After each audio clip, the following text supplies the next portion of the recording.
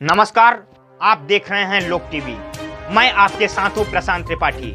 आज हम बात करेंगे विजय दिवस के बारे में।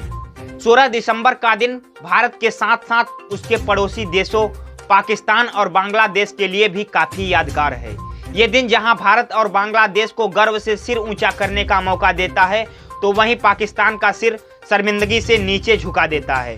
भारत ने साल 1971 में पाकिस्तान के खिलाफ युद्ध जीता था, जिसके परिणाम स्वरूप बांग्लादेश नाम के एक अलग देश का जन्म हुआ, जिसे उस समय पूर्वी पाकिस्तान कहा जाता था। भारत पाकिस्तान पर जीत का जश्न विजय दिवस के तौर पर मनाता है। 50 साल पहले आज ही के दिन पाकिस्तान 2 टुकड़ों में बंट गया था। उसकी सेना ने भारत के सामने सरेंडर कर दिया। यह दूसरे विश्व युद्ध के बाद सबसे बड़ी सेना का सरेंडर भी माना जाता है।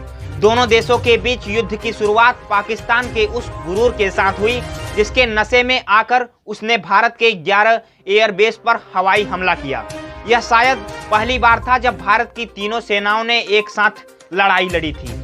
भारत ने पश्चिम में पाकिस्तानी सेना की हरकतों का तुरंत जवाब देने का फैसला लिया और लगभग 15,010 किलोमीटर पाकिस्तान क्षेत्र पर कब्जा भी कर लिया। पाकिस्तानी सेना के प्रमुख जनरल आमिर अब्दुल खान नियाजी के 93,000 सैनिकों के साथ भारतीय सेना और बांग्लादेश की मुक्ति वाहिनी की संयुक्त सेना के सामने सरेंडर करने के बाद युद्ध समाप्त हो गया। General A K. नियाजी ने 16 दिसंबर 1971 को ढाका में समर्पण दस्तावेज पर हस्ताक्षर किए। उससे पूर्वी पाकिस्तान में बांग्लादेश का नए राष्ट्र के रूप में गठन हुआ। बांग्लादेश के जन्म के साथ ही पाकिस्तान ने भी अपना आधा क्षेत्र खो दिया। युद्ध केवल 13 दिनों तक चला और यह इतिहास में सबसे छोटे युद्धों में से एक माना जाता है। लेकिन इसका परिणाम पाकिस्तान को आज भी खुद पर शर्मिंदा होने की याद दिलाता है। भारत और पाकिस्तान के बीच सैन्य टकराव 3 दिसंबर 1971 से 16 दिसंबर 1971 तक हुआ।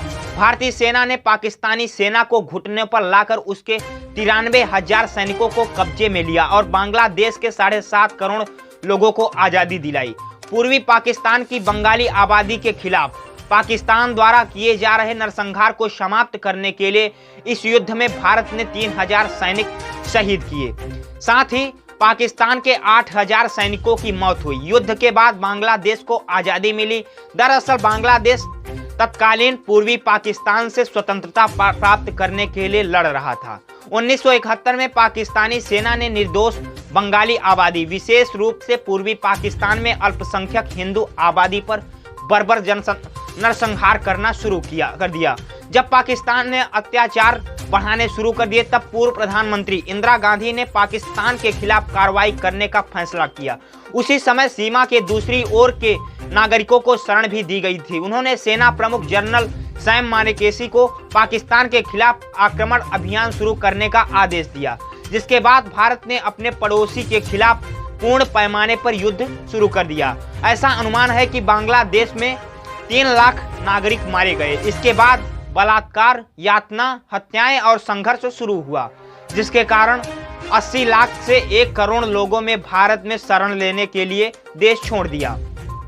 इंदिरा गांधी पाकिस्तान के खिलाफ एक पूर्ण पैमाने पर युद्ध करने के लिए अनिश्चित थी, क्योंकि देश पहले से ही पूर्वी पाकिस्तान से शरणार्थियों के निरंतर प्रवाह के कारण बोझ का सामना कर रहा था और युद्ध में प्रवेश करने का मतलब अधिक भार को आमंत्रित करना था। उन्होंने दुनिया भर के नेताओं से हस्तक्षेप करने और पाकिस्तान पर उसकी क्रूरताओं को रोकने के लिए दबाव बनाने की भी अपील की, लेकिन भारत के पास ज्यादा समय नहीं था और एक त्वरित प्रक्रिया आवश्यक हो गई थी। 6 दिसंबर को उन्होंने संसद में घोषणा की कि भारत ने बांग्लादेश सरकार को मान्यता प्रदान कर दी है। युद्ध में भारत को जीत मिली। 2 अगस्त 1972 को भारत और पाकिस्तान ने शिमला समझौते पर हस्ताक्षर किए, जिसके तहत बांग्लादेश एक स्वतंत्र राष्ट्र के रूप में पहचाना जाने लगा।